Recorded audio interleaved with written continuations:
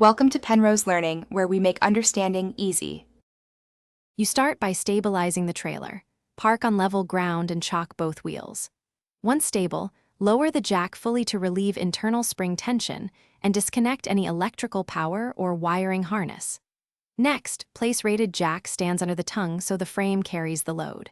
With the weight off the jack, locate and remove external fasteners, pins, bolts, or retaining clips using the correct sockets and breaker bar. Make sure to keep removed hardware organized so reassembly is straightforward. Once bolts are accessible, you should loosen them progressively to avoid binding. Use penetrating oil on rusted threads and let it soak. If the jack slides in a bracket, wiggle and pull while an assistant supports the tongue. Use a dead blow hammer on the shaft end if stuck. For jacks bolted through the frame, extract bolts in the original order and keep washers and spacers together. If a bolt is seized, apply heat or use a controlled cutting method. Do not damage the trailer mounting bracket. After removal, clean the mounting area and inspect the frame and wiring for damage or corrosion. This prevents future failures. If you plan to replace the jack, transfer spacers and ensure new fasteners match grade and length.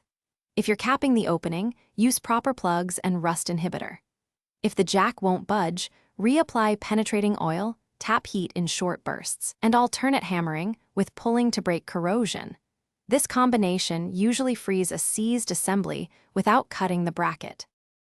Thanks for watching. If this was helpful, leave a like and consider subscribing. See you next time.